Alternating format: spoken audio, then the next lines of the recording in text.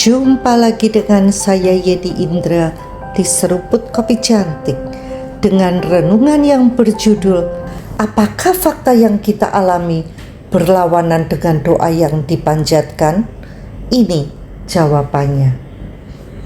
Yusuf mendapat mimpi akan menjadi pemimpin besar, tapi apa yang dialami sangat jauh dari mimpinya.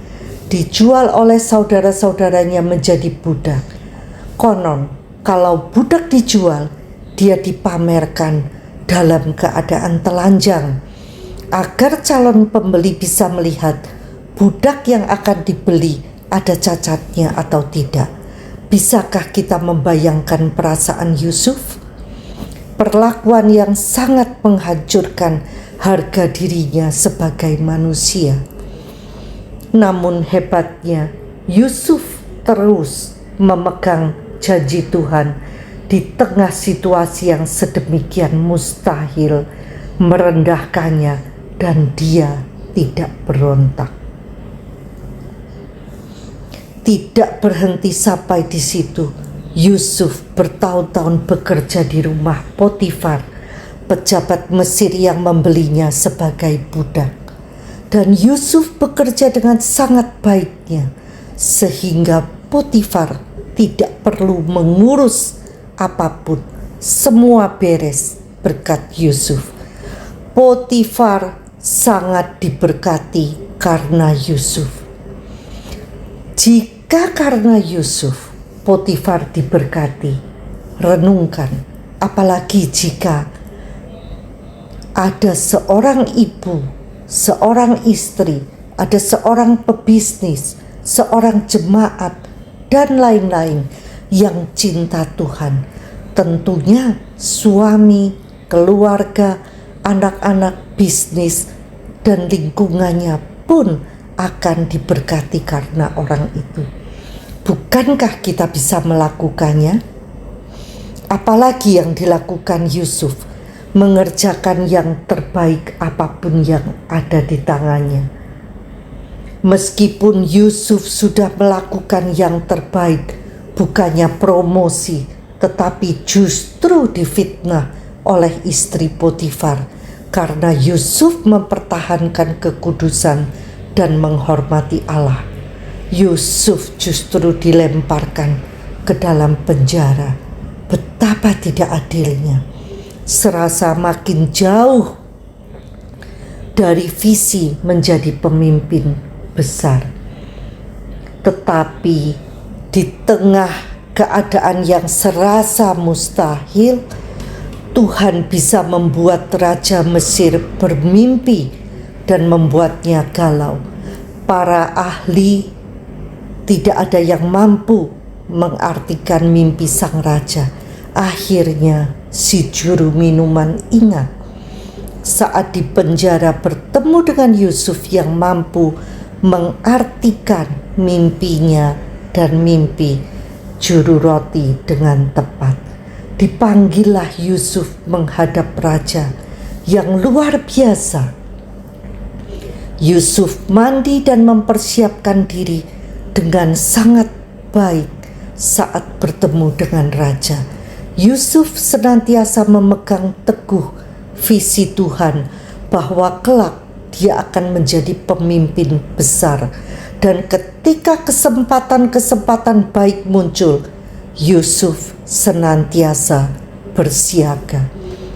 Dari mana kita tahu? Ketika Yusuf mengartikan mimpi raja, baik sang raja maupun para pejabat lainnya tidak melihat Yusuf membawa diri sebagai seorang narapidana, tetapi mereka melihat pembawaan dan wibawa seorang pemimpin. Itulah sebabnya tanpa ragu sang raja menobatkan Yusuf menjadi orang kedua terpenting di Mesir. Kalau saja sikap Yusuf mengasihani diri sendiri, menyalahkan keadaan, terbiasa menunda pekerjaan, maka kebiasaan dan karakter pecundang pasti tampak melalui bahasa tubuh Yusuf. Make sense? Tetapi Yusuf tidak. Kebiasaannya melakukan yang terbaik, menjadi yang terbaik, senantiasa membangun hubungan yang intim dengan Allah, dan terbiasa mengatur serta melayani orang lain, terpancar melalui penampilannya. Pede, wibawa Allah menyertainya. Kata Firaun kepada Yusuf, oleh karena Allah telah memberitahukan semuanya ini kepadamu, tidaklah ada orang yang sedemikian berakal budi dan bijaksana seperti engkau. Engkaulah menjadi kuasa atas istanaku, dan kepada perintahmu seluruh rakyatku akan taat. Hanya tahta inilah kelebihanku daripadamu. Dengan ini aku melantik engkau menjadi kuasa atas seluruh tanah Mesir.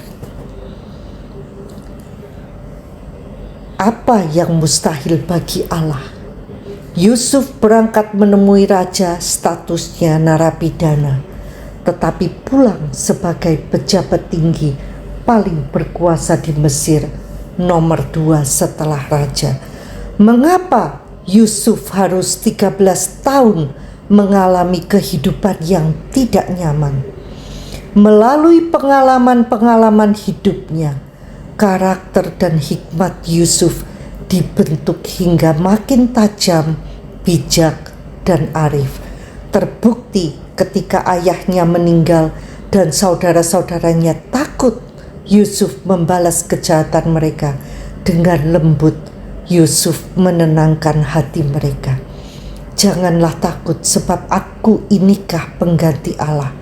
Memang kamu telah mereka-rekakan yang jahat terhadap aku, tetapi Allah telah mereka-rekakannya untuk kebaikan, dengan maksud melakukan seperti yang terjadi sekarang ini, yakni memelihara hidup suatu bangsa yang besar. Jadi janganlah takut, aku akan menanggung makanmu dan makan anak-anakmu juga. Karakter bijak Yusuf tidak terjadi otomatis, tetapi dibentuk oleh pengenalan akan Allah yang intim, serta dibentuk melalui pengalaman hidupnya. Demikian juga dengan kita. Dan setiap langkah yang kita alami bersama Tuhan sesungguhnya adalah suatu mukjizat. Tuhan tidak pernah salah, percayalah. If you fill your life with the word and travel the path of obedience, your miracle will occur. Quote dari Bob Yandian. Jika Anda mengisi hidup Anda dengan firman Tuhan dan menempuh jalan ketaatan, mukjizat yang Anda dambakan akan tercipta. Sampai jumpa di episode berikutnya bersama Yeni Indra di Seruput Kopi Cantik. Tuhan memberkati.